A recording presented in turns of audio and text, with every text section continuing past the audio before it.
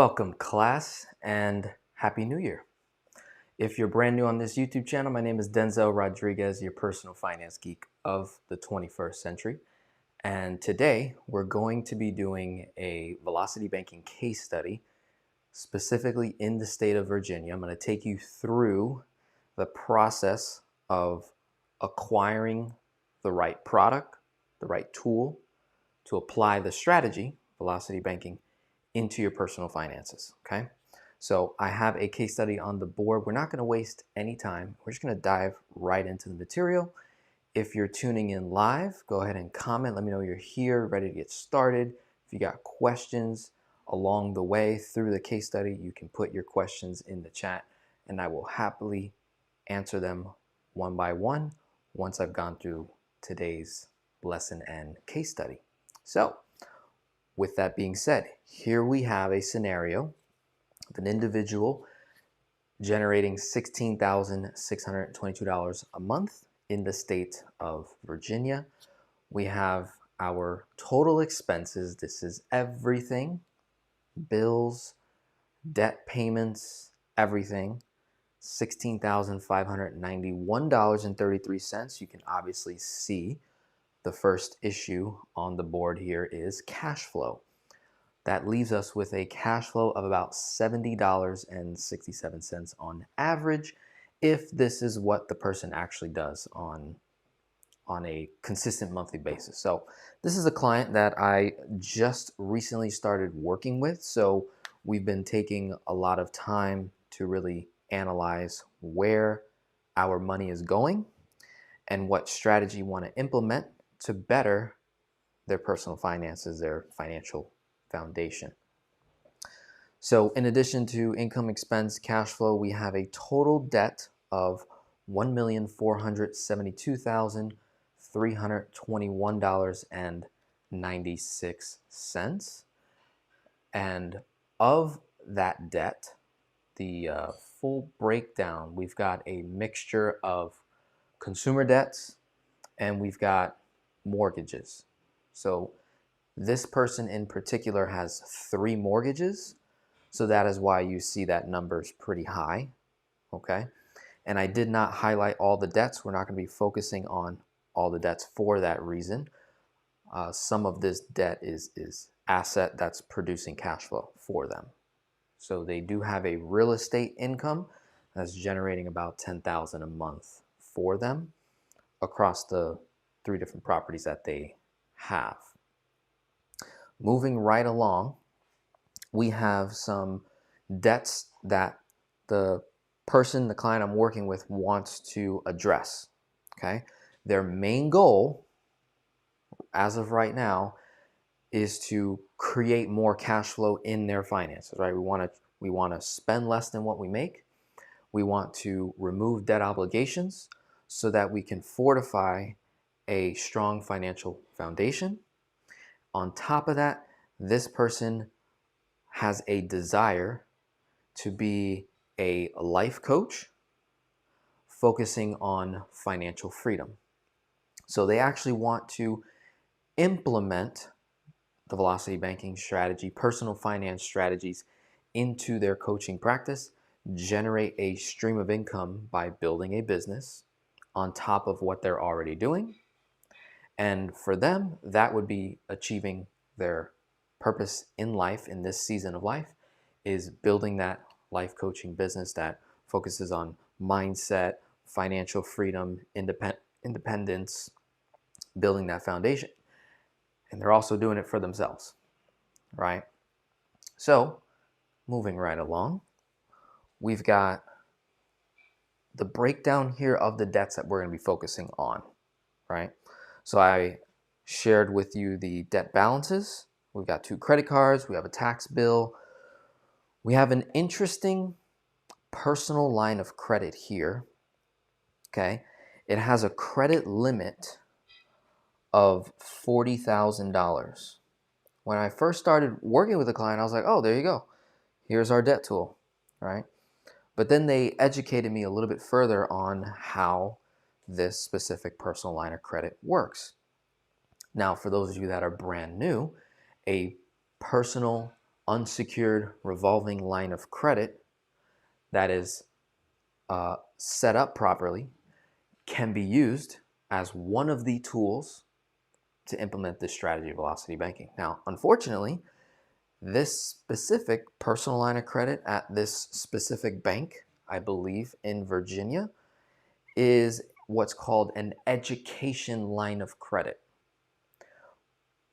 The available credit in this line of credit can only be used for education purposes, for like college tuition, right? So this is an inflexible line of credit. It cannot be used to inject all of our income in, take money out, and use it to pay all of their bills and expenses. So unfortunately, that is not the right debt tool. Many of you that come across velocity banking through me, Christy Van, Connor J. Wallace, Kwok Brothers, Matthew Pillmore, and some others in the space, many of you try to DIY style velocity banking. You watch a couple videos, you get excited, boom, you go get a HELOC, you go get a PLOC, and then you're 3, 4, 6 months in, you're like, something's not right. Like the way Denzel explained it or Christy explained it, like I'm not getting the same results here. I don't know what's going on. I would say 7, 8 out of 10 times I talk to people, they have the wrong line of credit. They thought they had a HELOC, but it actually was a home equity loan structured like a mortgage.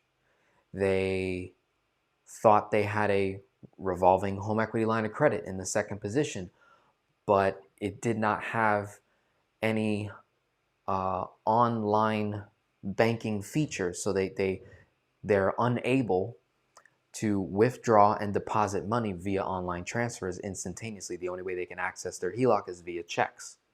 So it creates an inefficiency, right? So many times we're not reading the terms and conditions of the banks that are offering these tools. Just because it says HELOC, just because it says PLOC, just because it says BLOC, does not mean that it is actually the tool that we need to implement this specific strategy called velocity banking, or others might call it accelerated banking or paycheck parking, right? Mortgage acceleration, whatever term is being used to identify with this strategy. 7, 8 out of 10 times for new people, your biggest mistake is the debt tool, is the tool you decide to use for the strategy. 70, 80% of the time, especially for beginners, the issue is that tool. I start working with you, boom, I'm like, wrong line of credit, stop, hold off, don't do the strategy yet, hold off. Let's do velocity banking pregame work, and then let's move forward, right?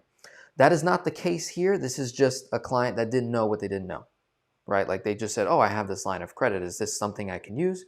And I was like, oh yeah, you 7.4%. I was like, you have a gem, Miss Client. This is a gem. 7.4% on a personal line of credit in 2025 is insane, okay? You cannot find that in the marketplace today. The minimum interest rate on a personal line of credit today in 2025, minimum, maybe 9.5%. And the only way it'll be lower than that is if you're a veteran, police officer, firefighter, and you go directly with one of those direct credit unions that service specifically police officers, firefighters, militaries, maybe nurses, right? Like specific. Those are very, very rare to find. And even then, it ain't going to be that low, 7.4% in 2025. This is not the case, okay? So that is now a debt that needs to be eliminated. All right, so the line of credit balance, $10,940, payments $390 a month, interest rate 7.4%, okay? We've got 2 vehicles, 2 cars, okay? Both are amortized car loans, 8.69%, 6.94%, pretty big, hefty monthly payments, okay? And then we have student loans, $49K, 6.88%. Now, what's really unique, okay, we're in a unique environment again, as it relates to the velocity banking strategy. If you had just learned about velocity banking in 2018, 2019, 2020, and 2021, it was a phenomenal time to do velocity banking, right? You had home equity lines of credits, HELOCs, all at low interest rates, relatively close to other debts. Okay, so it was a really cool time to really do velocity banking. And then what happened? 2022, 2023, 2024, interest rates started to rise really quickly. So during 2022, 2023, 2024, velocity banking started to become slightly inefficient. It was still great, right? It is a fundamental strategy. It started to, although, become inefficient because velocity banking is purely based off math, not magic. Pure math. Take the emotion out of it. It's either something you use in the moment, or based on math, you're like, no, logically it does not make sense. Mathematically, it does not make sense for me to use this strategy for this period of time. I'm going to turn the lights off, leave the room, and not go in there. And then when it's time to enter back into the room, I will turn the lights on and I will start the strategy all over again, right? That is the most efficient way to look at this particular strategy. It is not a forever strategy. This is not a 365 type of a strategy. It's something that you do for a period of time until it no longer makes sense, until you wean yourself out of using banking products and then step into using your own bank system, right? Your own banking system, building that out later on, okay? So 2022 to 2024, the reason why a large amount of people, it didn't make sense to do velocity banking because people locked in 2018, 2019, 2020, 2021. They locked in 2, 3, 4% mortgages.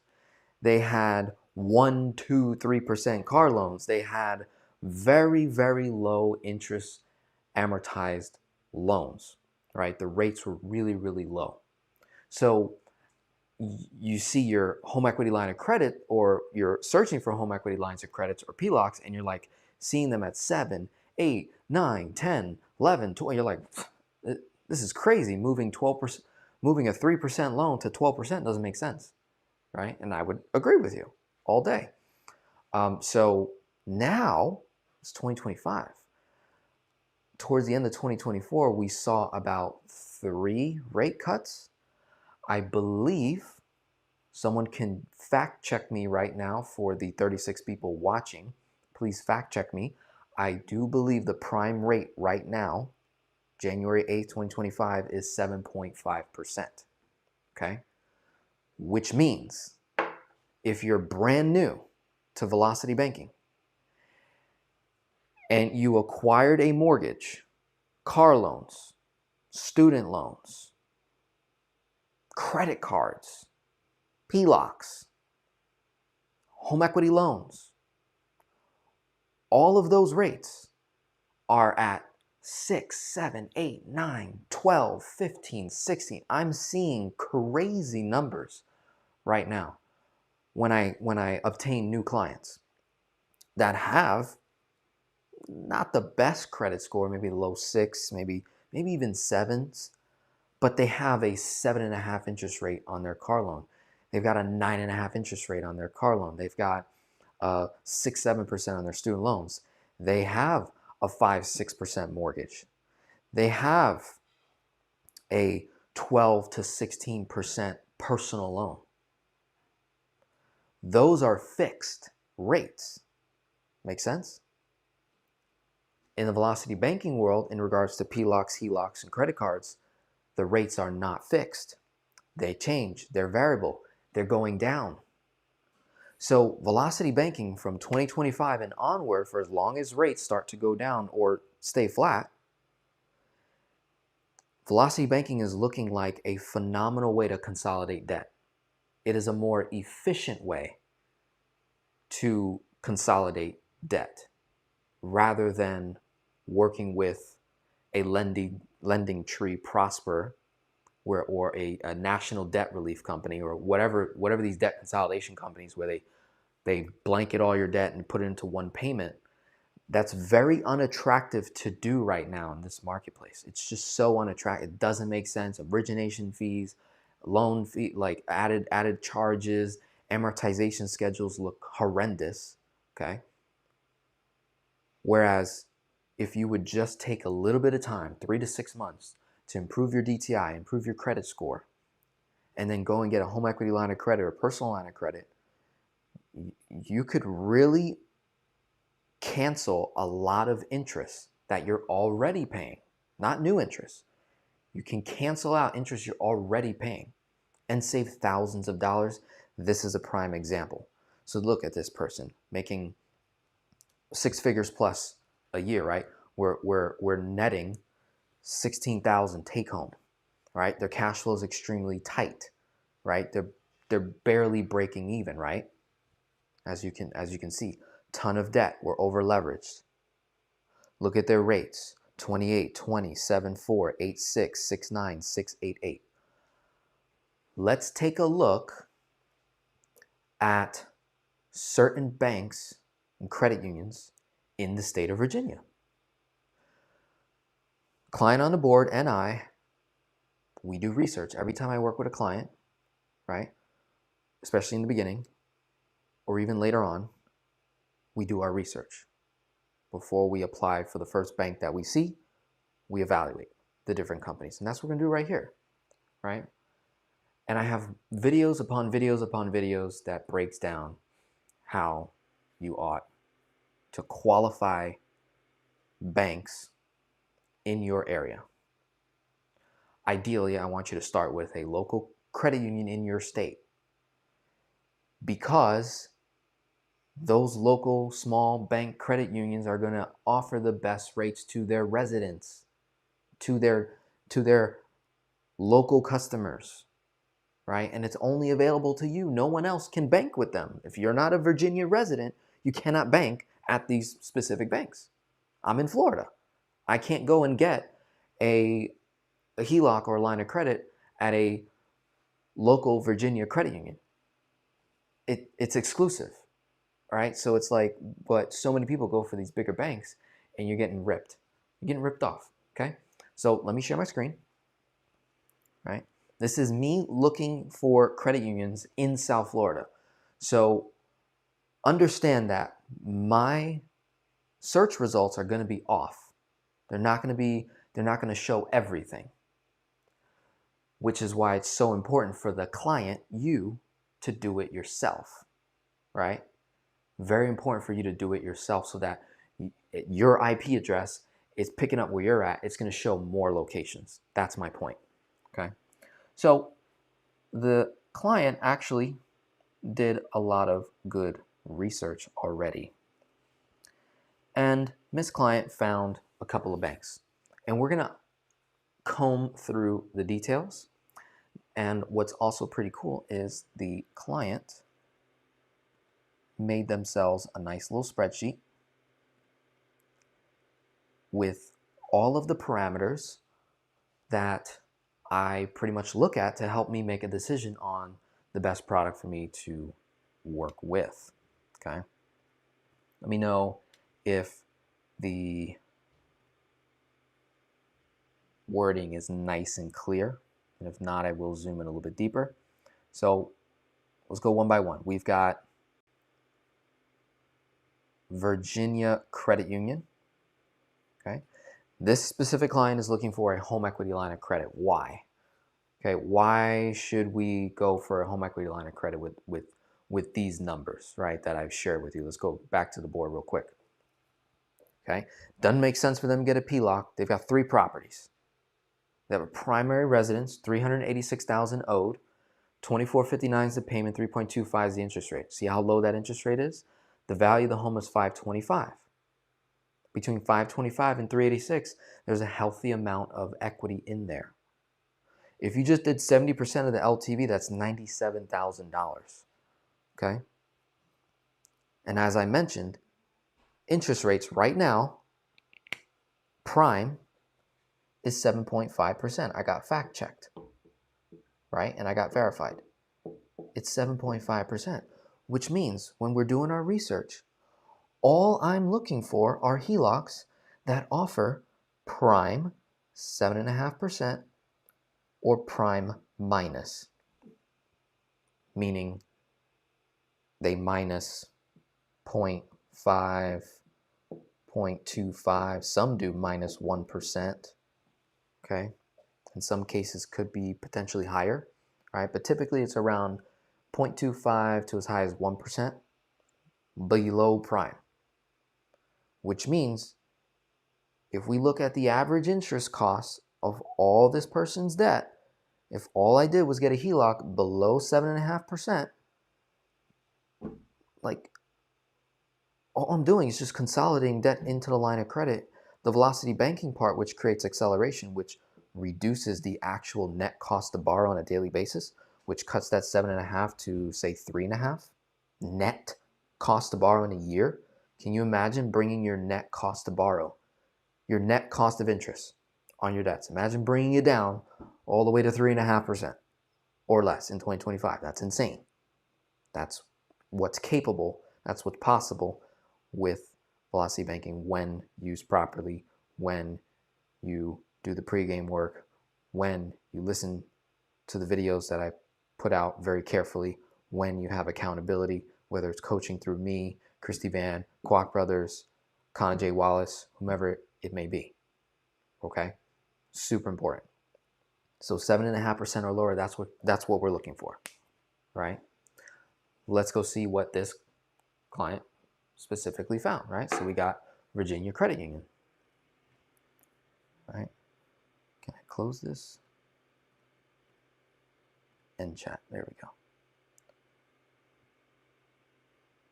All right, boom. Home equity options, tap into the money you've already invested into your home, cover life's major expenses, right? That's how they sell it to you. We're not doing that. We're obtaining a home equity line of credit to offset interest, reduce expenses, create cash flow, build credit, build wealth, right?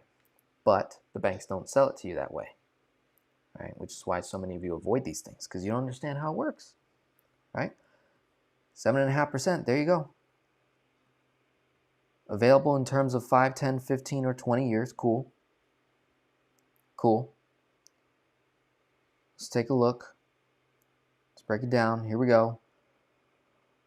We have a home equity line of credit where this bank, Virginia Credit Union, is offering an interest rate of 6.24%. Okay.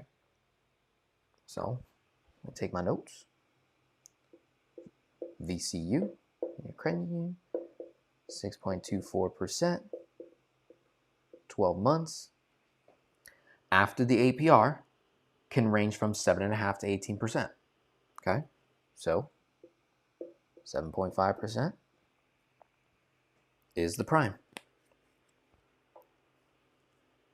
Okay, let's see what else they got in here. What other details can we find, right? She kind of did it for us, Miss Client. Let me go back. Boom. Borrow up to 90% of the appraised value of your home, less the balance of your first mortgage from 20 to 100K, up to 85% for loan amounts from 100 to 175. Okay, breaks it down. Closing costs 0 as long as it's kept open for 36 months after the opening date. Okay, so they're working on getting all the other details, right? That requires calling the bank and getting the most up-to-date information. All right, see where she pulled it from? Boom, boom. 10-year draw, 10-year repayment. Cool. 10-year draw just simply means that's how long the line of credit is revolving until it turns into a amortized loan and looks like a mortgage payment. Okay, so you got 6.24% for 12 months, and it jumps to 7.5. State Employees Credit Union, what do they got? 15-year draw period. Okay, so longer access to the line. That might matter more for some. Okay, borrow up to 90% of the LTV. No fees for application, credit report, or origination. All right, we want to reduce as many closing costs, right? We want to look for the ones with no closing costs. Prime under 7.5% right now. Okay, some sort of intro rate possible. Here we go. New lines of credit are available at an annual percentage rate of 6.75 until the first quarterly rate change based on the current index and margin. Okay. Let's see if there is like some kind of a intro rate breakdown.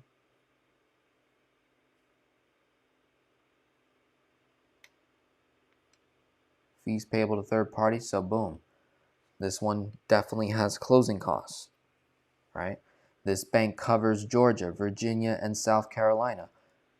Maybe higher than for property in North Carolina, okay? Not all closings may occur in Brown, okay?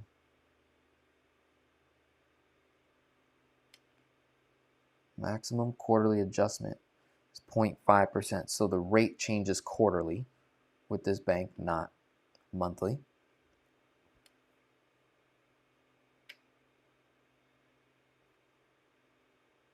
Okay. Minimum payment per one, okay. All right, so this one had more closing costs. Maybe not as attractive. Let me see. And I don't know where Miss Client found this 5.49 12-month variable interest rate with State Employees Credit Union. Okay. So where did she see that?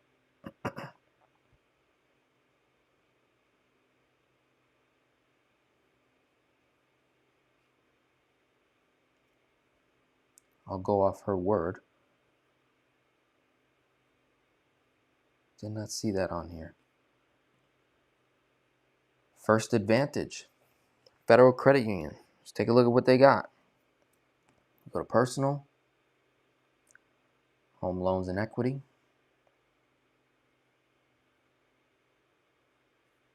Tap into your home equity.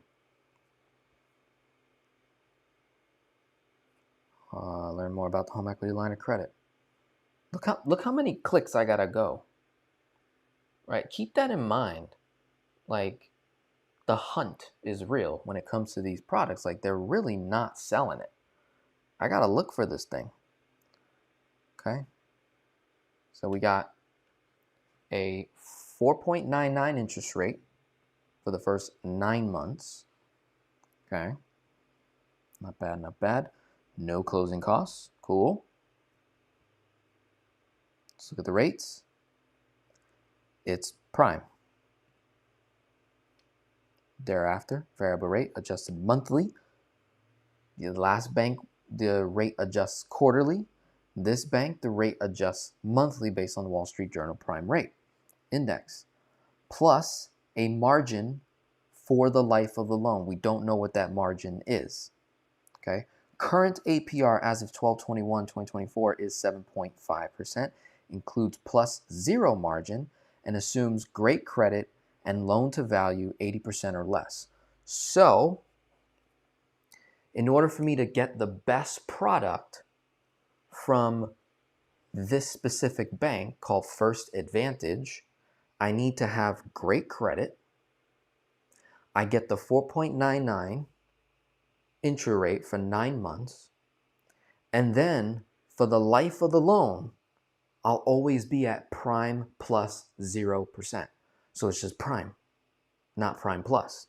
If my credit is not great, then I get prime plus whatever the margin is. We don't know what that is. Could be 0.25, 0.5 plus 2, right? The worse your credit is, the higher the margin rate typically is with the different banks, okay? Now, another thing that's super important, right here, if you close your line of credit within 36 months, you'll be required to reimburse the credit union for closing costs paid on your behalf. Property insurance is required. Flood insurance may be required, okay? Pay attention to these things if you're in a flood zone area, right? Or like different parameters based on where you live, right? May hinder which bank you end up going with, right? I think that's typical when they say property insurance is required, flood insurance maybe. That's typical. No closing costs excluding appraisal fee if required for new loans of $250K or less, right? We're looking for, say, 90-ish with this specific case study, right? So I do like this bank. I mean, take a look at it. It says introductory rate includes 0.5% discount for having a direct deposit into a First Advantage account and 0.5% discount for auto payment. Okay. So that's not a problem. When you're doing velocity banking properly, if this client was to go with First Advantage, they need to have all their income preferably going to that bank, right? Now, a majority of this person's income is real estate income. So not all of that 16,000, okay, for those of you listening that are business owners that have an LLC or you have real estate properties, separate LLC, separate accounts, not all of that income is going to go into your line of credit because you're going to be commingling funds, moving money in and then moving that money back into your business. It's going to be a mess for your CPA. It's not, again, going back to efficiency, it's not that efficient to go through that headache to save dollars, right? You'd be creating more headaches than the amount of money you'd be saving. So what will happen is the positive cash flow that this person has from their various properties, that instead of the cash flow sitting in the separate accounts, you can move it out of there, right? And deposit it into the home equity line of credit that they would be operating with, okay? That's going to be one option there. All right, so we got 6.24, 5.49, and 4.99. We got 3 intro rate banks, right, that offer a second position home equity line of credit that is properly set up and structured. It's a real bank, okay? It's a physical branch location I can actually go to. Not that I need to. The reason why you want that is those banks typically have the checking and savings account function, which allows us to actually do velocity banking. So I often make a lot of videos on how to find the right line of credit. I want to take a few minutes and talk about popular HELOCs in the marketplace that you should absolutely avoid for velocity banking. Now, there may be some velocity banking content creators on the market, online, that might promote these banks. I want to be the person that either provides that correction to that content creator or other creators out there, and then you that are simply watching to say, no, that is not the right line of credit, and you are not efficiently practicing the concept, you're costing yourself money, right? So I'm going to share my screen and show you some very popular banks that say they have a home equity line of credit, which it is, but it is not properly set up. You're not going to be able to do velocity banking efficiently. So one of those banks is Figure, okay? Let's go to them real quick. Figure HELOC, okay? Figure is like an online bank, okay? Or possibly they look like a broker, right? They do not have checking accounts attached to the Figure home equity line of credit, okay? So there is so much marketing around this product. It is a home equity line of credit. It's just not the right tool for velocity banking users like yourself, okay? Borrow anywhere from 15 to 400,000 with one-time origination fee, okay? Option to redraw up to 100%. Complete online, no in person, right? Won't affect your credit score. You immediately see your HELOC options. Okay, okay.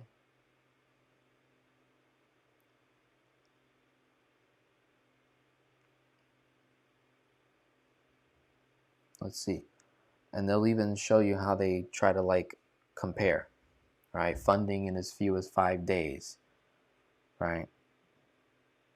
100% online, see your rate instantly. Even though they're 100% online, the problem is once you have the HELOC, right, you're not able to really access your money as quickly as they say. When you go to borrow, it has to go from them to whatever bank you bank with. That could take 5 to 7 days. And so once it's in your bank, then you go do the thing, and now you're trying to do velocity banking by sending your money back to Figure. By the time it hits Figure, it's going to take a few days. When you need to request money, right, it creates this inefficiency. You're not going to have money going in and out instantaneously, okay? Also, the rates with Figure are not even attractive, okay? They're really not that attractive. I'm trying to see if they show it. To not see their rates. But I've had 1 or 2 clients get their HELOC, and it was like I want to say almost double digit. Let's see if they break it down. This is what nobody reads, right? You get nobody reads this stuff right here, the small fine print. The Figure home equity line is an open-end product where the full loan amount minus origination fee will be 100% drawn at the time of origination. You don't want that. You don't want to borrow 100% of the line, ladies and gentlemen. Okay? The initial amount funded at origination will be based on fixed rate. However, this product contains an additional draw feature. As the borrower repays the balance on the line, the borrower may make additional draws during the draw period. If the borrower elects to make an initial draw, the initial rate for the draw will be set as of the date of the draw and will be based on an index, which is the prime rate, 7.5%, published in the Wall Street Journal for the calendar month preceding the date of the additional draw, plus a what? Fixed margin. Accordingly, the fixed rate for any additional draw may be higher than the fixed rate for the initial draw. So you're going to be paying different interest rates, and you're not going to know what the heck you're paying. But I know you're going to be paying a lot, right? Our loan amounts range from $15,000 to $400,000. Available APRs range from 6.95 to 16.35. I've never seen anyone get a 6.95 with this bank, which includes the payment of a higher origination fee in exchange for a reduced interest rate. So if you want to get that lower rate, got to pay a higher fee. Which is not available to all applicants or in all states. The lowest APRs are only available to the most qualified applicants depending on a credit profile and the state where the property is located, and those who also select 5-year loan terms. 5-year loans, right? So only a 5-year draw. You see this stuff? You're going to start seeing how unattractive this thing is. And look at all the cost that comes with it. APRs for home equity line of credit do not include costs other than interest. You will be responsible for an origination fee up to 4.99% of your initial draw. Ladies and gentlemen, if I withdraw $50,000 off of a HELOC and pay 5%, I mean, what are you doing? Do the math. That's a lot of money. So you got to pay 4.99% in the origination fee, which they just take, boom, right out of the balance. And now you got to pay closing costs. You may also be responsible for paying closing costs. $180, $380, $315, $1,400 per $100,000 borrowed. Oh my goodness. So if there's any velocity banking practitioners, content creators promoting this product, can you stop? Can you please stop? That is not an efficient product, and you know better. You know better. That is not efficient, okay? Don't do it, all right? So that's one example. Let me give you another one. Super popular. A lot of questions come in that I get. People ask me. And I tell them no. Got to do your homework, right? Avon, the sexy HELOC with a credit card, right? Super attractive, 7.49 to 14.99%. Get 2% cash back up to $250K credit limit, starting at $0 to get a card, all right? That card is like a credit card, okay? But in terms of your income going in to Avon and money coming out, it does not work the same, right? So this is another one that you don't want to work with because, again, Avon is not a bank. So Avon doesn't have a checking account. If Avon had a checking account function, I'd have no problem with Avon because I know that I can have my income go to Avon and then get directly deposited into my Avon HELOC. And then any bills that can't be paid with a credit card would then get withdrawn back to my Avon checking account, pays the bills. Right? So you're going to have the same problem with Figure is money going to and money coming out. All right? Some money does not have to come out because, again, it's like a credit card. So you can run some of your bills like a credit card. Right? So, again, not all that attractive. Now, check this out. Cash out to your bank. Directly deposit cash from your Avon card to your bank account at the same low rate that you're obviously starting with. No gotchas, right? It says no gotchas. And then it says just a 2.5 transfer fee. Just a 2.5% transfer fee. Ladies and gentlemen, that's 2.5% on top of what you borrowed. So again, if you transfer 25 grand to do a chunk, you're paying 2.5% on 25 grand. And then however long you owe 25 grand at whatever interest rate they gave you. So you're paying interest on interest.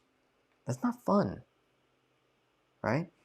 Now, they'll say things like, people who might promote this will say, you pay this 2.5 transfer fee, but you're earning 2% cash back on every single purchase. Use what you want when you want. Okay, that's 2% on what? I'm not paying $25,000 worth of expenses to recapture that, to actually get that 2%. Maybe I'm only running $1,000, $2,000, $3,000, $4,000 every month at 2%. So it's going to take me multiple months to catch up to that 2.5 transfer fee. How many transfer fees am I doing? So you're just creating a new expense on your velocity banking strategy if you're doing Avon. Please do not use Avon for velocity banking. It does not make sense. It's not the right tool, right? It just isn't because of these details here, okay? You can make payments like a regular credit card, a minimum of 1% of the statement balance plus interest, okay? So it's not an interest-only HELOC, right? Now, they've got no origination fee. That's better than Figure. No annual fees, no appraisal fees, no notary fees, no prepayment. So that's better than Figure from a cost standpoint to get in, okay? But let's see if there's more details that can be shared.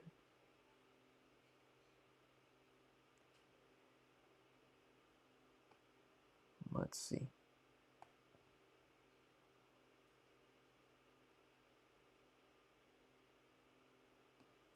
Avon combines the convenience of a credit card with the savings of a home equity line of credit. Works like any other credit card, which is true, right? But you can't use what? You can't use credit cards to pay your car payment. You can't use credit cards to pay your mortgage payment. You can't use credit cards to pay your student loan payments. You can't use credit cards to pay other credit cards. And if you do, that's 2.5% transfer fee. So all you're doing is adding a cost, right, to your existing expense. There's a 2.5% fee on cash outs and balance transfers, right? Again, not fun. So imagine having a rate of like 10% with Avon, which is what I typically see, right? Double digit. And you're paying 2.5% flat fee, right? It's just wild. You guys are not reading, all right?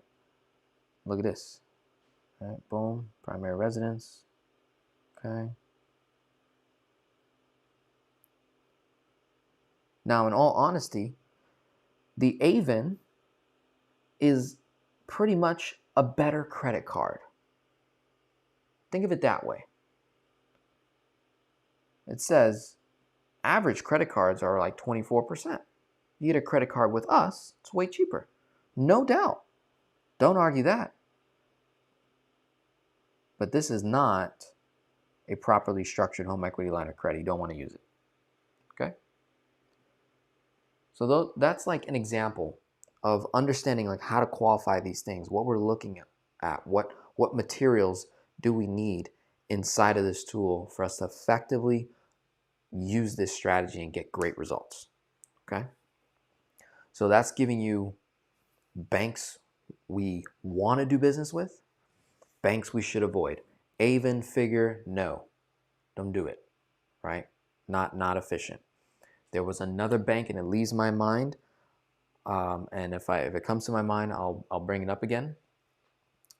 But for now, coming back to the case study here, doing a recap, we got Virginia Credit Union, First Advantage, State Employees Credit Union. Real hard to go wrong with any one of these banks, but I'm always like, I want the best there is, right? Like, why settle for anything less, right? So if I had to choose between Virginia Credit Union, all right, let me go back. Let's get our facts in line. Let's get our comparisons. We have Virginia Credit Union, 7.5. We had the state employees, which was in the neighborhood. I believe it had a Prime Plus. I think it had some closing costs in there. This one has a lower introductory APR, 0% margin if I get great credit, right? And it's just 7.5%. So personally, I'm between First Advantage, Federal Credit Union, and Virginia Credit Union. I think I'm leaning more toward Virginia Credit Union, right? Let me see, remind myself if they have closing costs.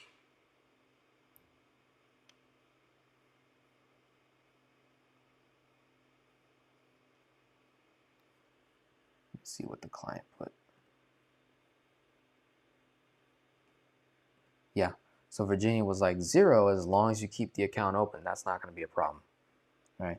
So 0 closing costs, nice intro rate, prime rate once it expires goes to 8%. So it's prime plus 0.5% basically with this bank, right? And then I also like First Advantage, even though it's a lesser intro period, it is a lesser rate, 4.99. And then if her credit's really good, I'm probably going to go with them. Okay. Then we have this Spectra Credit Union. We didn't look at them. Spectra, home equity. Spectra pays up to $1,500 of closing costs. Access line of credit up to 10 years. Okay.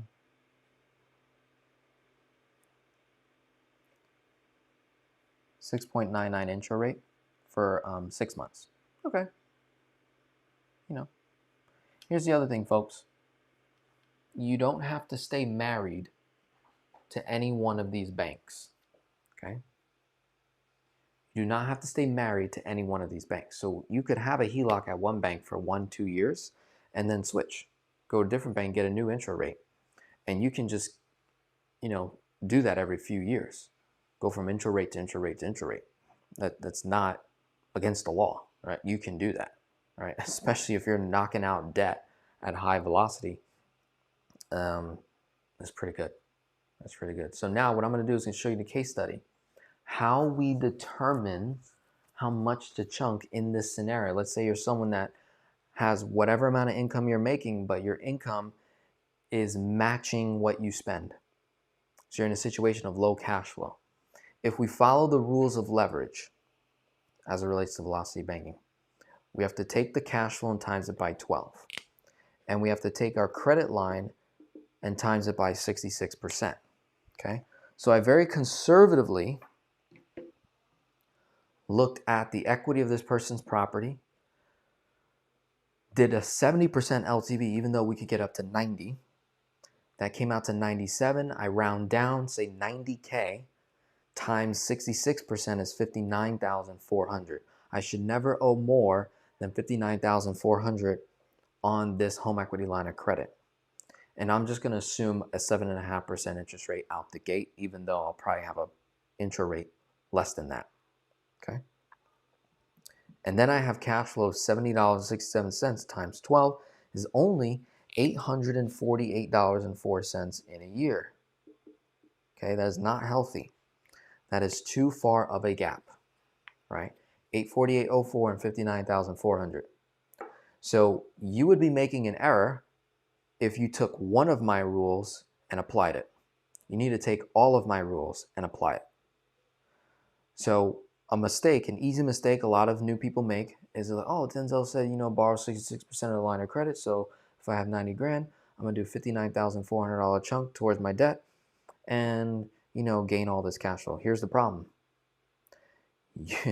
You now owe $59,400, right? You didn't pay off debt. You just shifted debt. The payoff, what does that actually look like now? How long is it going to take you to pay off $59,400 if you're only cash flowing $848 a year? Right? It's going to take you a really long time. So what I like to do, you've got two methods of chunking. Chunking, another word of is lump sum withdrawal, right? Some people, for whatever reason, are against the concept of chunking. I'm like, well, there is no other way to do velocity banking other than chunking. You either chunked or you didn't. So maybe people get confused with the word chunk and they think it's something else. So chunk equals lump sum withdrawal. It's simply representative of how much money am I pulling out of the line of credit to make a move, right? So there is large chunks and micro chunks. Okay. When your cash flow is extremely low, you don't want to do large chunks. Typically, you want to do micro chunks. When you're a brand new velocity banking customer using the strategy, I typically do not have people do a large chunk. I have them do a micro chunk. I have them gain a victory. Let's build some momentum, right? So looking at the debts, what could we eliminate, right? The 2 cars are too big. Student loan, too big of a balance to try to attack, even though I'm at a lower interest rate or lower cost to borrow by moving those big balances over into the HELOC, right? I want to build some steam. So what I am going to do is say, look, we could get rid of the credit cards, wipe those out, and we could get rid of the line of credit. If we did that, we would get 50, 161. The reason why you see a little question mark above this 50 is the balance here kind of fluctuates. The client has already been paying this credit card down, so the monthly required payment has been less. So I just kind of estimated a $50 monthly minimum, right? That is coming from the $70.67. So I'm actually not going to count that 50. So I'm just going to say 161 plus 390.07 plus my existing cash flow, $70.67. I'm now at 621.74 times 12 is now 7,460.88. Right? Cash flow per in a year. What was the chunk amount? 223.37 plus 99.06.63 plus 10,000, 94034. So much smaller chunk amount, $23,070.34. Much smaller chunk amount, right? Not too high, not too low. We get wins, and we're saving money on interest regardless. We move 28, 20, and 7.4% to whatever intro rate we got, 6.24, 4.99, or 5.49. Those are the three different banks with the intro rates, right? If the client does not get a rate lower than 7.4%, we're not going to move simple interest to a higher simple interest line of credit. We're not going to do that. That won't make sense. We're just going to leave that alone. Okay? Now, here's what's cool and unique. As you can see, I skipped over this tax debt over here. They're making $500 payments at zero interest, which is why I didn't push it into the line. And we have a balance of $29, $22, and 33 cents. So divide that by 500. It's only going to take me 5.8 months, just under 6 months, to eliminate this. So my first chunk was, say, 23 grand. Now this person's going to do velocity banking, right?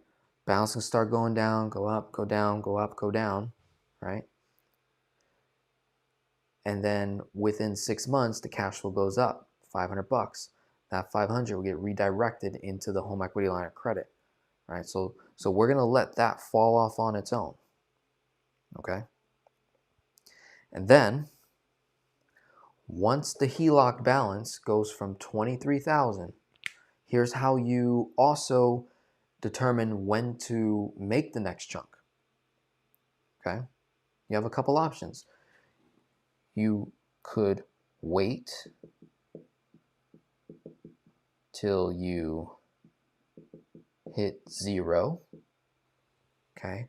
Which I don't typically like to do because that's time wasted, right? You could wait till balance equals income in to debt tool. All right. So when the balance of your HELOC is equal to your income going into the HELOC, you're going to experience in the next month or two after seeing your balance match your monthly net income, you're going to shortly see your balance hit zero in the HELOC. But then it's going to go right back up, right? Because you have bills to pay. When you get to that point, your cost to borrow is so cheap that it's worth making the next chunk, not waiting to hit a true zero balance on the HELOC, right? So in this case, I'm going to go with this option. That's typically what I do. is I have them wait till the balance equals income in the debt tool, or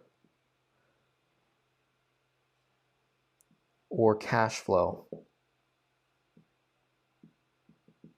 being the lowest, I go. So I never really want to hit zero, true zero, before I make that next chunk, especially if I'm in a time crunch with an intro rate and I have the opportunity to just really consolidate higher interest debt to lower interest debt, right? The next most attractive debt after this is gone, right? After these credit cards are gone, and then in about 6 months, the taxes falls off. So my cash flow increased the 500, 76.7, 161, 390 times 12. Now I'm at 13,088. All right. So cash flow being the lowest before I make the next chunk would be somewhere around 1,200 owed.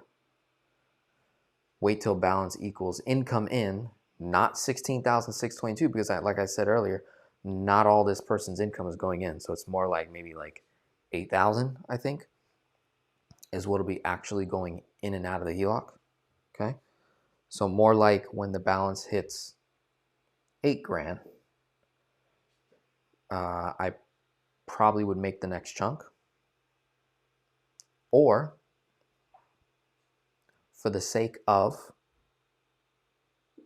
gaining cash flow faster and rerouting the balance over here, you could make the chunk sooner, right? These are like minimums. I'm typically perfectly fine going a little bit higher, right?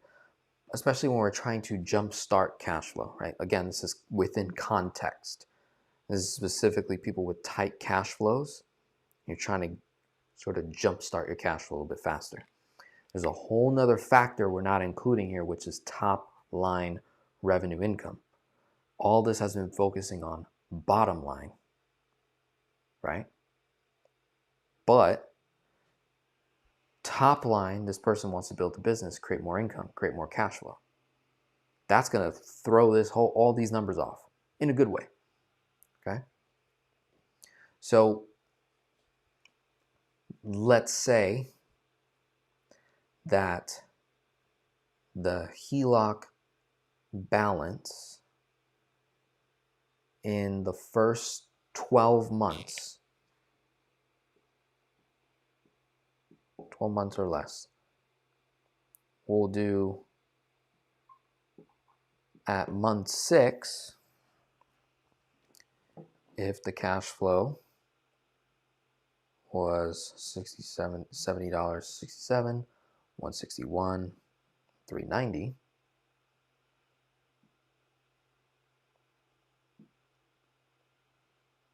So 3730, 23,007.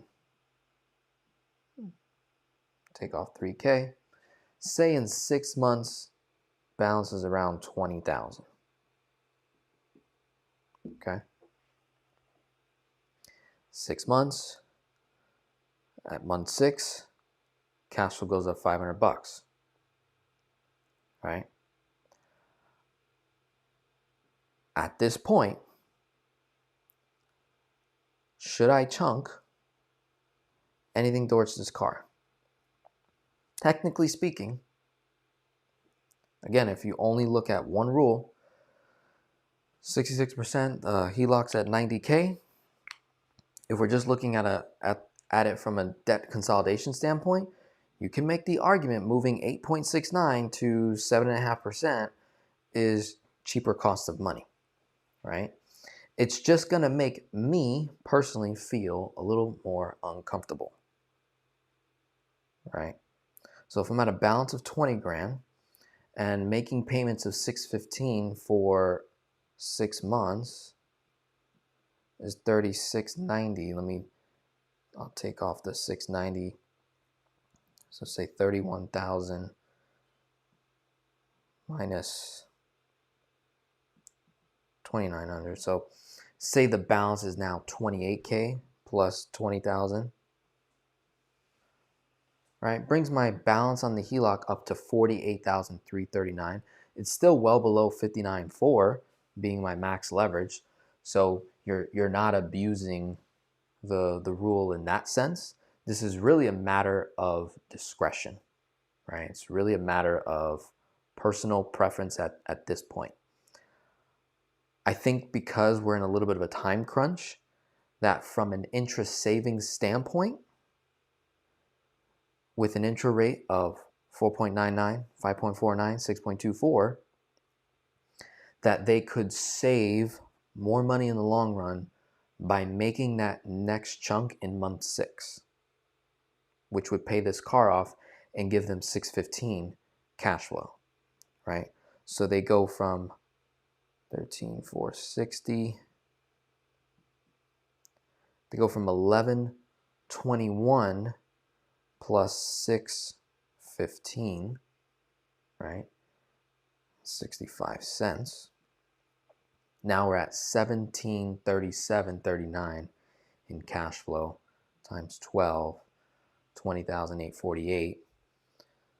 So in 12 months or less, they'll bring that 48 balance down to the 20,000-ish mark again. Okay. So again, this is like different options that you could implement. What's really, really important is to just understand your capacity to carry and service debts. You're already in a tight position, a stressful position. If you're someone like this, high income, low cash flow, low income, low cash flow, low income, no cash flow, high income, no cash flow. You're already in a stressful position. The home equity line of credit and velocity banking strategy is providing relief and saving you interest long term. But we still need to focus on the fundamentals, which is how can we just simply spend less than what we make, and how can we bring in more income?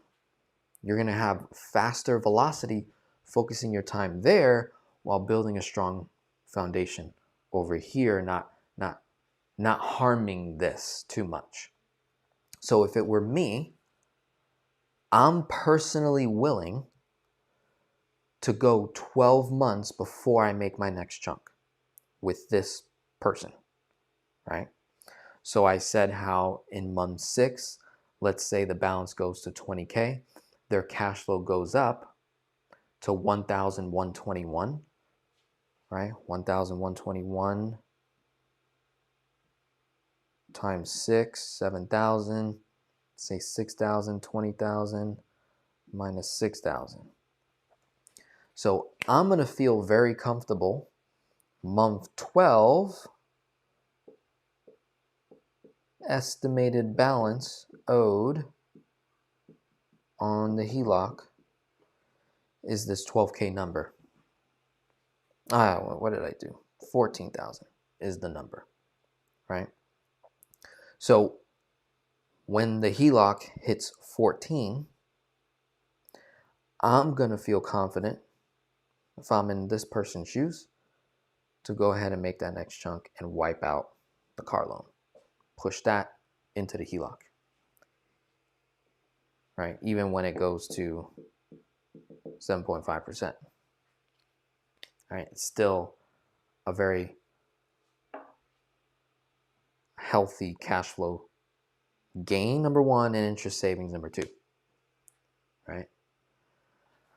14,000, that'll bring the balance up to like the 30s, let's say at that point. So you get the higher cash flow, do velocity banking for about 6 to 9 months, and then I would reevaluate to make the next chunk toward the car to get that 850, right? And then keep going, right? Now we will monitor the HELOC rate and cost of money, cost to borrow. If the HELOC goes up to like 9 and 10% or more, it may not make sense to continue velocity banking for the full duration of these two loans at the bottom, right? But what I'm more interested in with this case, and many of you that operate your lives right now with a very tight cash flow position, I'm spending more time on your actual cost of where is your money going, where are we wasting cash. So often I'm able to recapture with clients $500 to $1,000 or more, and it makes a huge impact over here on the velocity banking side. That's just from waste management and just being more intentional with how you spend money, right? Your bills, your cost to live, your lifestyle. By simply reducing temporarily your lifestyle, right? Delaying gratification, right? Going to a smaller, reduced lifestyle can greatly impact velocity banking results. And then we don't want to spend too much time there. I don't want to go to the point of rice and bean mentality, cheapness mentality, you don't tip nobody mentality. That creates a spirit of cheapness, right? That closes doors to a lot of opportunities, right? It gets too crazy for me. You know, I'm like, do I really want to sell a car? Let's say if I sell one of these cars, like how much more inefficient does my life become by me getting rid of one of these vehicles, right? So I don't go that far with clients unless necessary. I think I can produce way more results by just simply saying, hey, how do we increase your value in the marketplace and just get paid more money, right? So this client wants to teach velocity banking plus life coaching, right? You want to know a hack? Here is a hack, right? Let's go to YouTube. All right, I'm gonna give you a hack. Check this out. I'm gonna sign out of my YouTube account so that it's more accurate, because my feed is always gonna be showing like velocity banking content already, so it's already kind of gonna know what I want. So we're gonna go to the home page of YouTube. Let's say you're somebody watching right now, 42 people in the house. We had as high as like 50 plus. Let's say you want to become a life coach, financial coach, consultant. You want to teach and educate on the velocity banking strategy. Let's do some market research. Let's see who are the top people talking about velocity banking, and how can I be that next person that also talks about velocity banking and educates people, and then creates a business where I'm servicing people, I'm charging people to work with them, right? And now I've just created a new source of income for myself to produce profit, right? Here is the hack, and this could be done with many different businesses, right?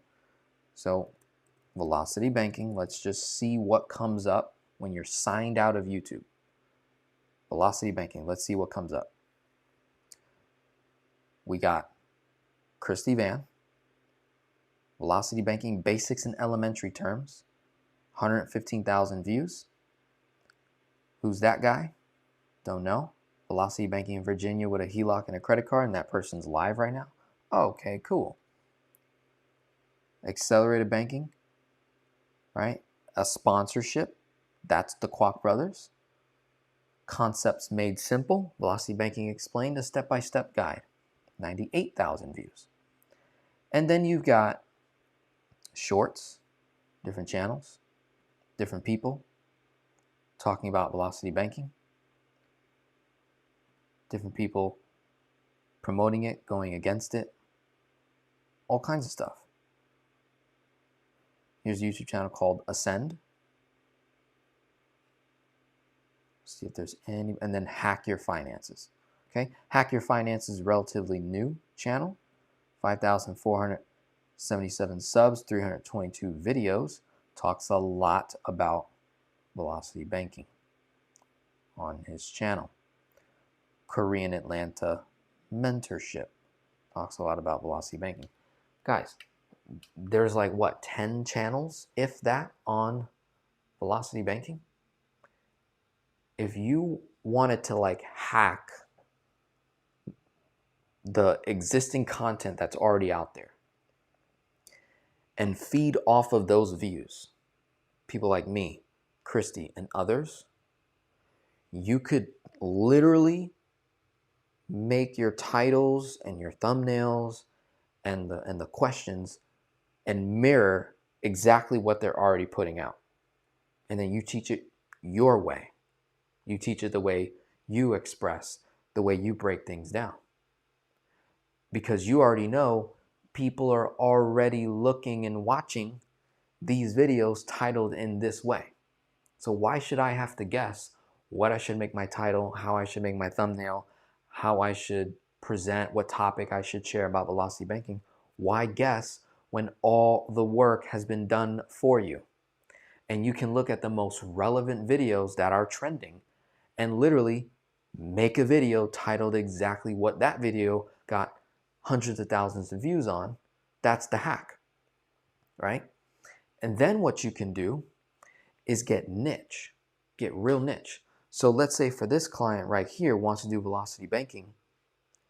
If they got real niche down and said, okay, I'm going to do velocity banking in the state of Virginia and the surrounding states. And I'm just going to get really good at talking about velocity banking in the state of Virginia. And I'm going to talk about things that are relevant to Virginia residents, right? And I'm going to talk about HELOCs in Virginia, PLOCs in Virginia, BLOCs in Virginia, credit cards in Virginia, avoid this, do that, why you should do this in Virginia, how you can do this, how you can pay your home off faster in Virginia, like Virginia, velocity banking, right? You pair those words together, let's see if someone's already doing it, right? Let's see. Share a screen. Watch this. We're going to narrow our search because here's what you guys do, like you watching. Here's what you're doing. Velocity banking, negative cash flow, velocity banking, Ramsey, velocity banking, no cash flow, velocity banking, Denzel Rodriguez, velocity banking, car loan, velocity banking, weekly pay, HELOC. This is what you guys type, right? The people who are on YouTube. This is what you're typing. Again, why guess? Just make titles exactly according to that and then you'll pop up. So let's say you wanted to niche down even more, right? Velocity banking in Virginia. Let's say you're a resident in the state of Virginia. Let's see who's doing any velocity banking in Virginia. Velocity banking in Virginia, only that guy. Right? Look at that. What comes up? The reason why Christy Van comes up, accelerated banking, concepts made simple, Ascend, is because they have the words velocity banking in their title. But if you're a Virginia resident and you're trying to look for a scenario that's more catered to you in the state that you live in, there's nothing. Right? I can keep scrolling. Like, there's literally nothing in all of YouTube. Isn't that crazy? In all of YouTube, the state of Virginia, how many people live in the state of Virginia? Pretty sure a lot. And you mean to tell me there's not one video on this? There's not. Only that one right here, where it says the words velocity banking in Virginia, right? So you literally could like hack the existing views and eyeballs that are interested in this strategy, create your own content, especially if you want to be a life coach like this person. There's many people that want to be financial coaches. There's many people out there that want to teach personal finance. They stumble across velocity banking. They're like, I want to incorporate this into my practice, right? So that is a huge variable with this particular strategy here, where we're doing a combination of building the financial foundation, moving debts little at a time into the HELOC, being conservative, not over leveraging ourselves, decreasing interest costs, increasing cash flow effectively and efficiently over time, getting the right tool, right? Making smaller chunks to gain wins, recapture cash flow, build a stronger base and security. Use that story that you have with your own finances, use that as your own case study, as your own content, and more as you attain clients along the way. Build out your coaching service, right? And now you're directing a lot of your time and energy toward creating more income, right? By the way, this is a person that's retired. So they have the time to put towards building out this coaching practice.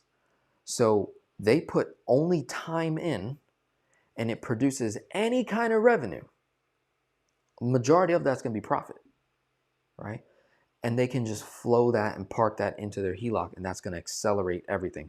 So maybe in 6 months or 12 months, we end up doing a chunk faster and paying off debt faster if that is the primary focus, right?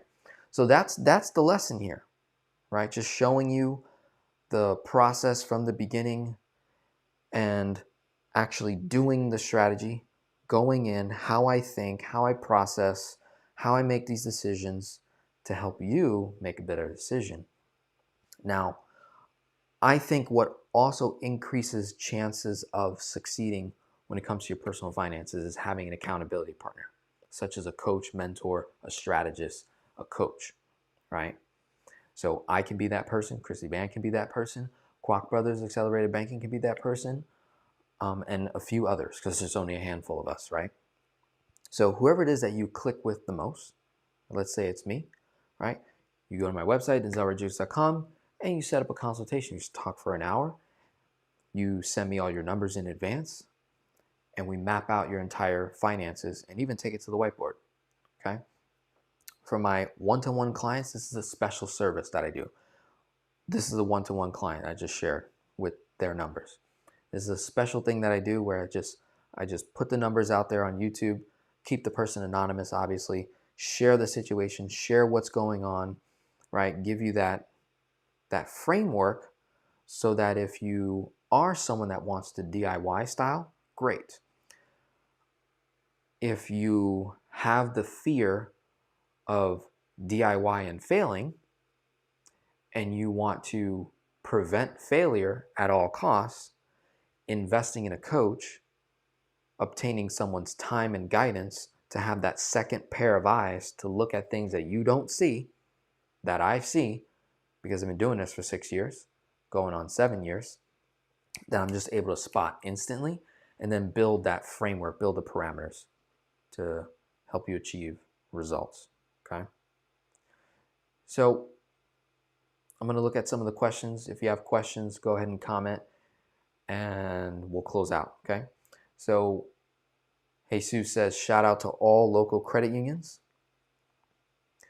Is that State Employees Credit Union of North Carolina? I think it probably was. Let me verify. State Employees Credit Union.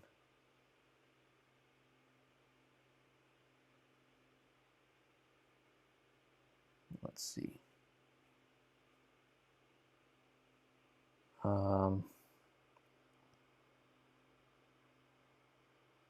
I believe they service Virginia, North Carolina.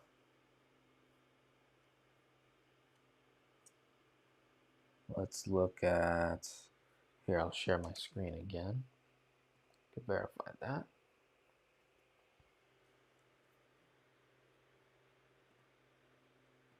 Find a branch. Yeah, because they went right to North Carolina. So more than likely that's what it is, but they also cover Virginia. Okay.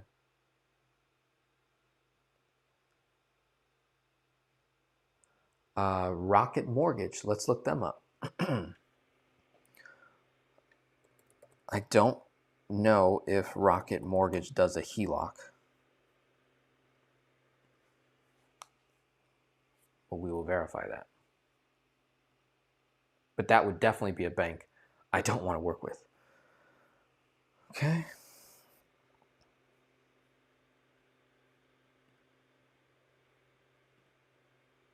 See, they have a home equity loan. Yeah, I can't even like look at their info.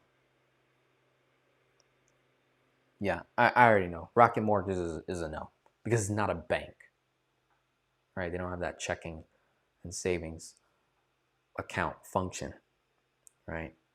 I'm not able to deposit all my income over there with them and then instantly move it out.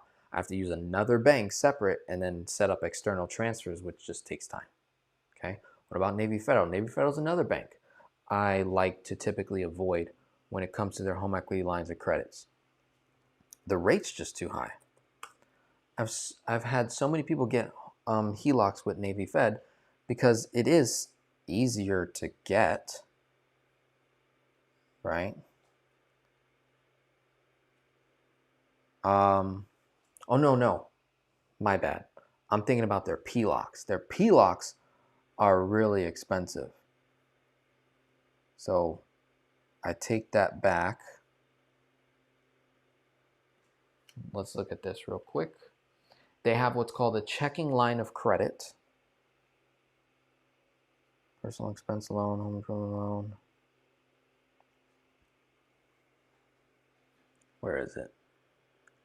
Loans.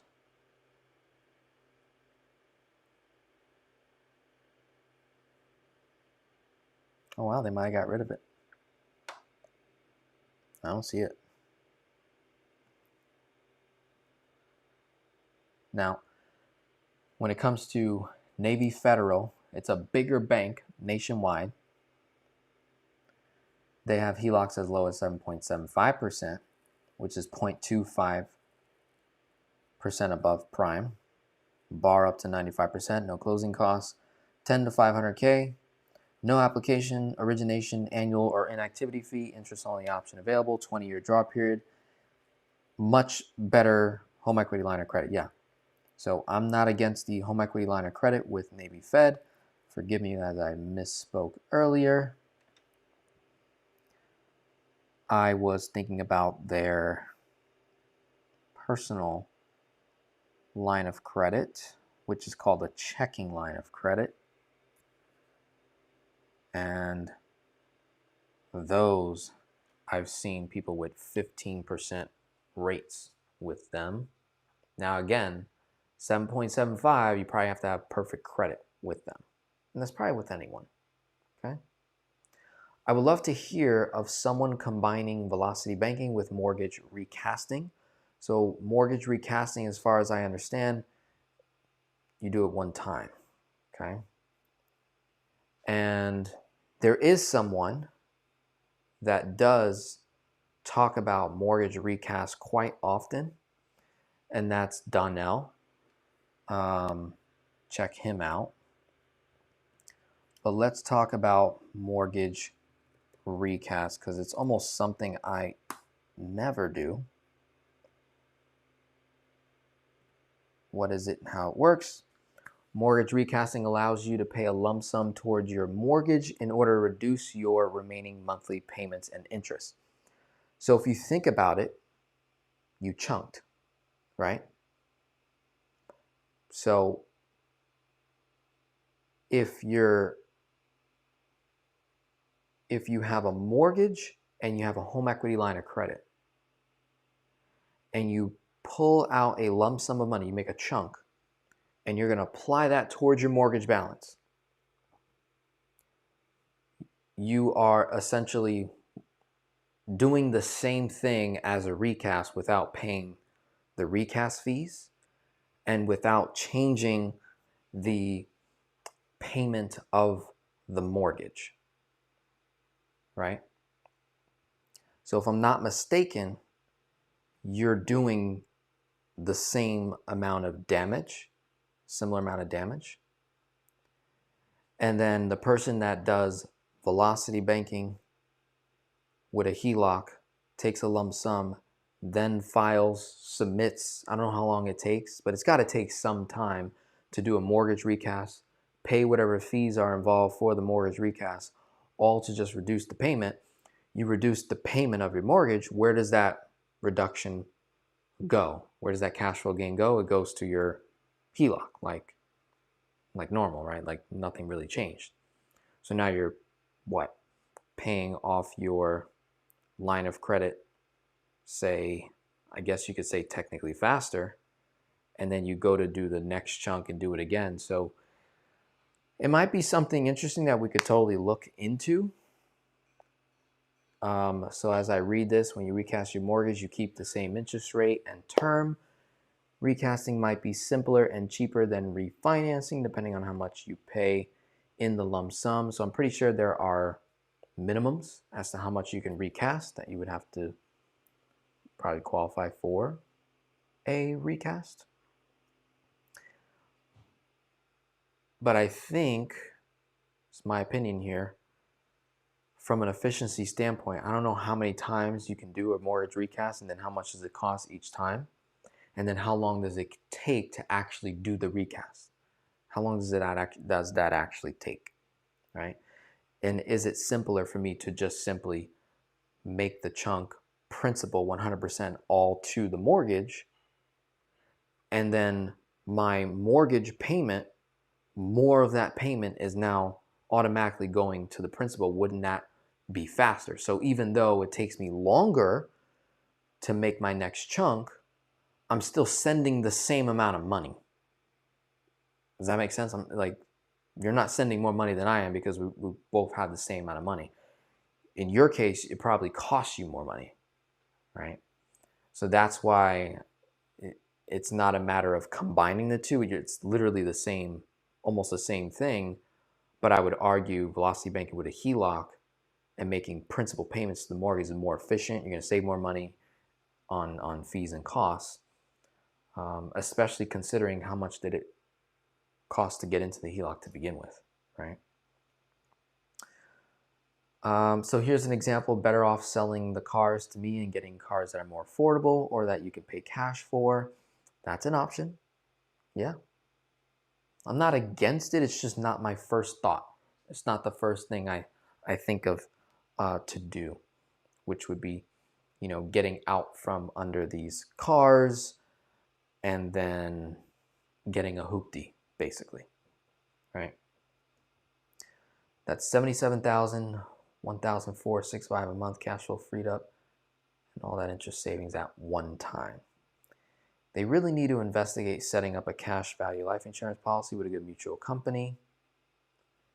Shout out to MSU, Federal Credit Union, Michigan. My HELOC is through them. Great people to work with. Awesome. Rocket is not my first choice, but they do HELOCs. I didn't see on their site that they do HELOCs. It sounds like they do a home equity loan, but I don't know.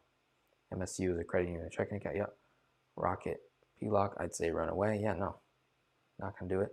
But to your point, Cheese, if you wanted to take a more radical approach, they were talking about the two cars here, that if this person really was like convicted of paying off debt extremely fast, going down multiple lifestyle levels, getting a super cheap car. So basically, I don't know how it works, but if I have an existing balance on a car, how do I get rid of that?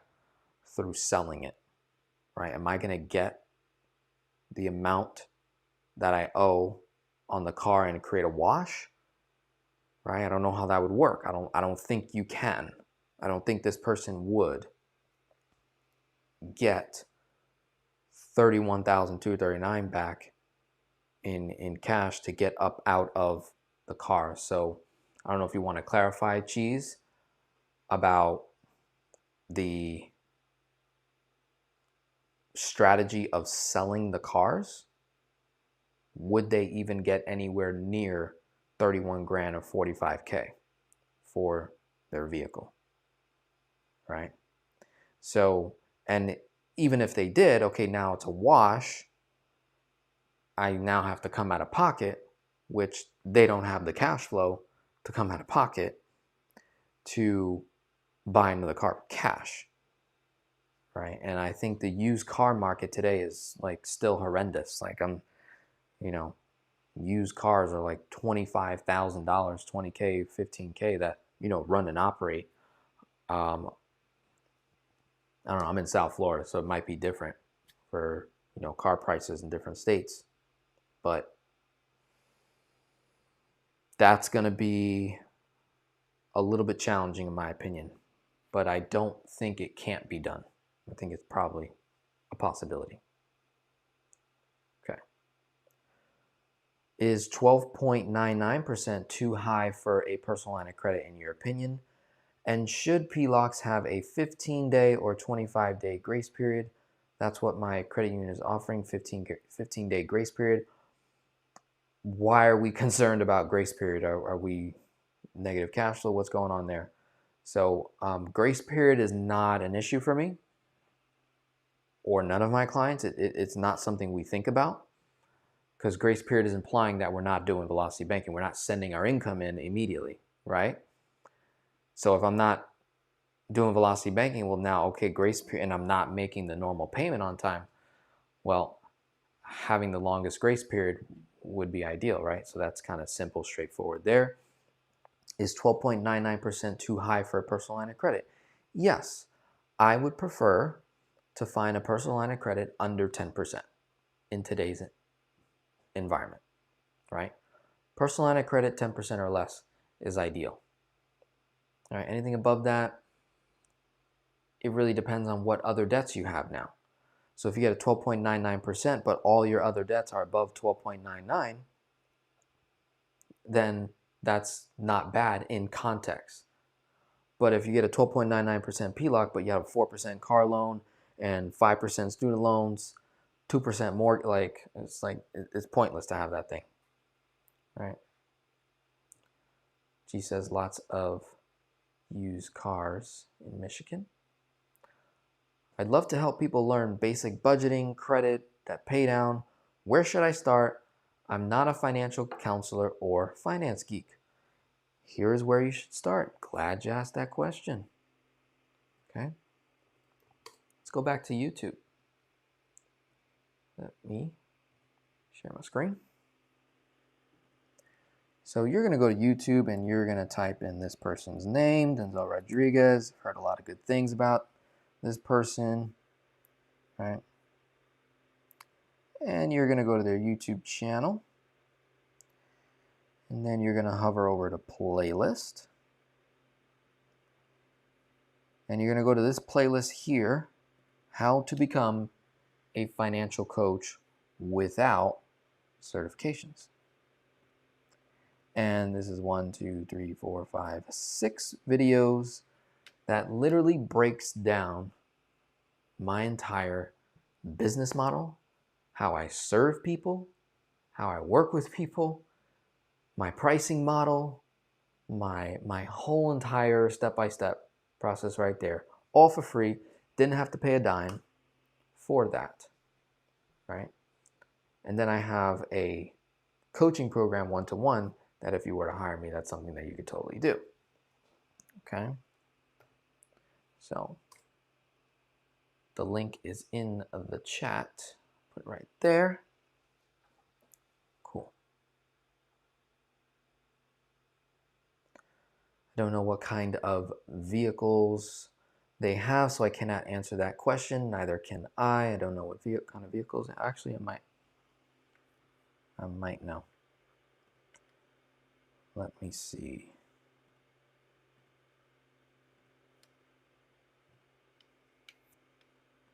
Let's do this.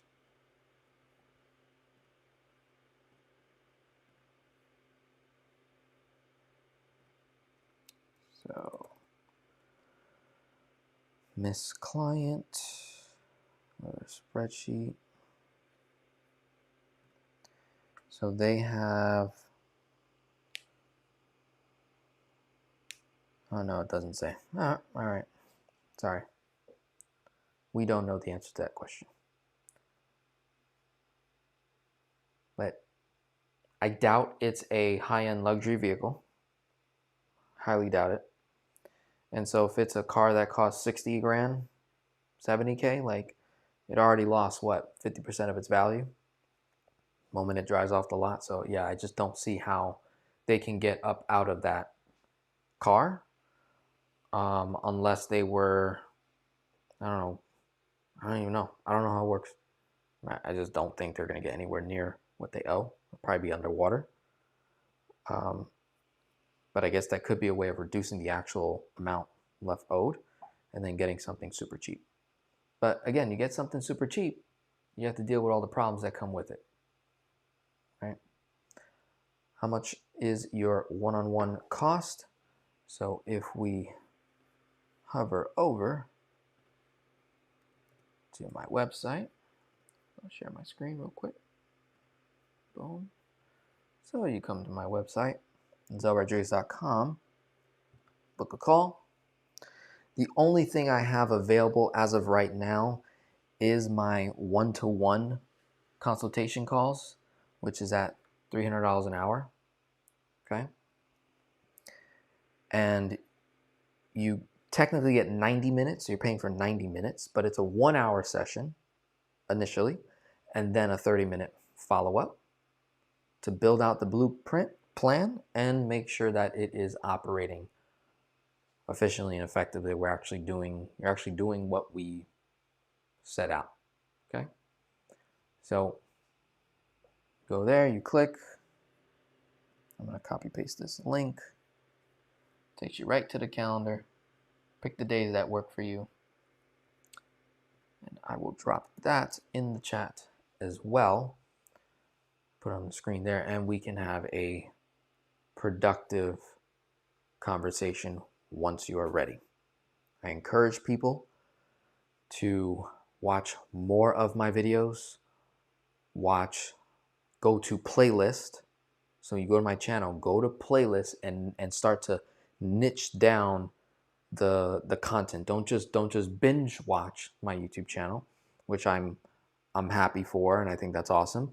But I want you to really cater your education learning experience by going to the playlist. Go to the playlist, you're gonna see exactly what you need.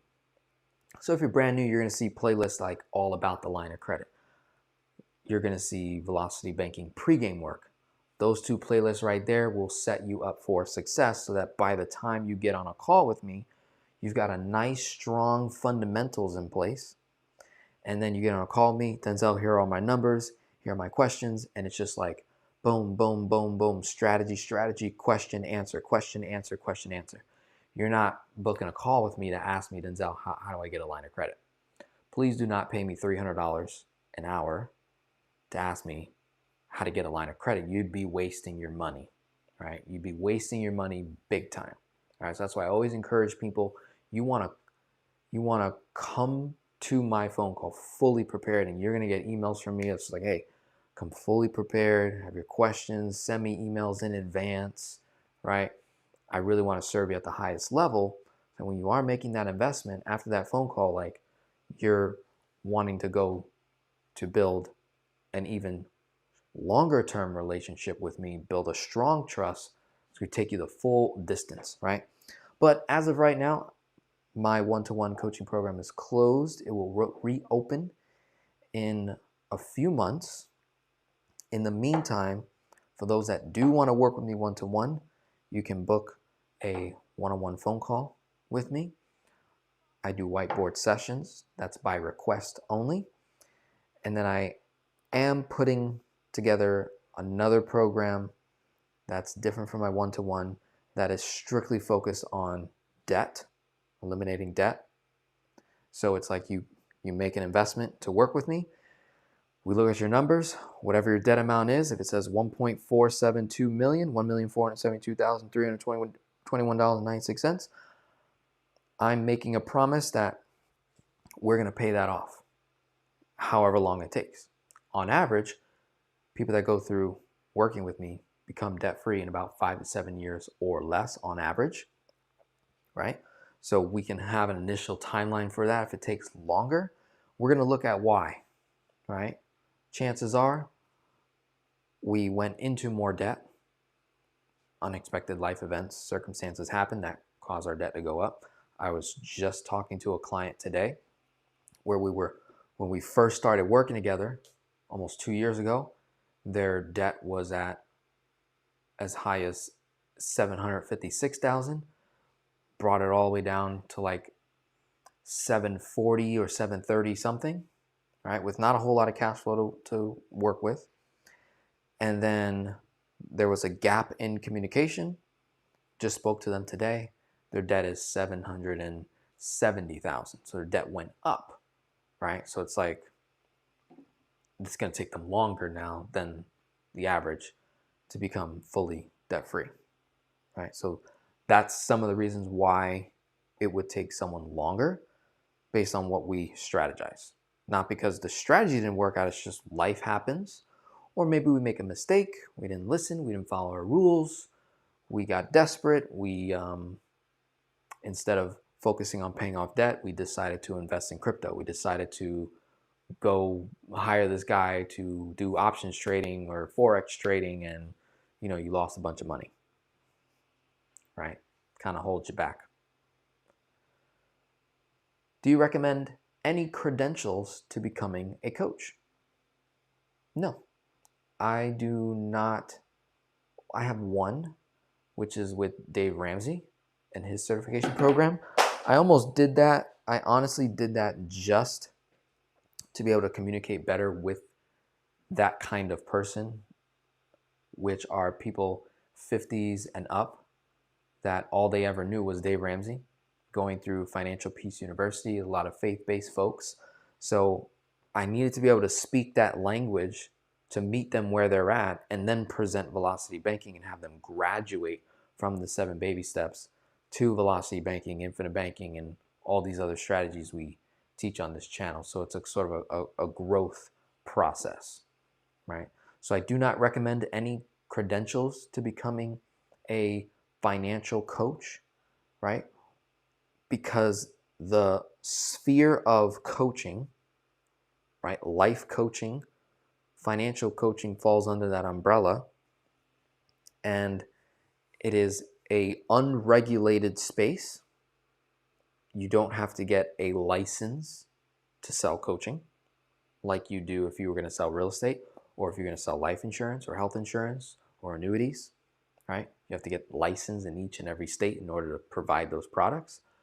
But when it comes to coaching, right, you are under no obligation to get any certification whatsoever. You just need to know there are certain things you really don't want to say to the client that could cause you to get sued. For example, if I said to a client, let's say you pay me money, and I say, Mr. Client, I guarantee you I will help you pay off all your debt in 5 years or less. Okay? And you do everything according to the plan and everything's documented, but we get to 5 years, you're still in debt. You're opening yourself up to being sued, creating a lawsuit, especially if you go online and say wild things like that. Anytime you use the word guarantee or advice, the word advice, guarantee, or investing advice, you're opening yourself up to being sued by anyone and everyone, right? At that point, you're just opening yourself up to too many liabilities that you just don't want to have, right? So you're going to want to spend time diving into the liability that you take on as a financial coach, and what are the things that you do and don't do.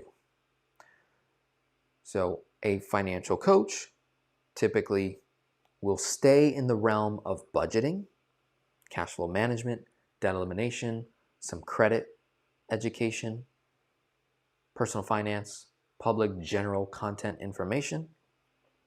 But the moment you start talking about how if they sign up for your program, I'm going to show you how to invest in real estate, right, and make a ton of money, right? Or you probably get away with that actually, because there's a lot of gurus that do that. And that's probably actually not an issue. What's a better example? Better example would be you get a client and you advise them to withdraw money out of their 401k and buy Bitcoin instead, right? Like just really like, hey, like, just do not, like, that's not a smart idea to say that to someone, and that goes on record, or you make certain kinds of guarantees or promises in your program. So you have to make sure that when you're writing your offer and you're presenting to people that you're not giving them any guarantees, because personal finances, there's so many variables in it. Velocity banking is not guaranteed. Infinite banking is not guaranteed, right? Like, you have to have a strong foundation. How do we build a strong financial foundation? Coaching is one of those things that helps build a strong financial foundation, you know? But you got to set expectations with the client. Very, very important. So I always set proper expectations with the client. I say, look, I'm making a covenant with you. It's stronger than a contract, right? I'm making a promise to you. I will serve you. I will be available to you, right? I will not abandon you. This is what you can expect from me. And if you do not receive these things, here's your money back, right? Here's your money back. Go from there.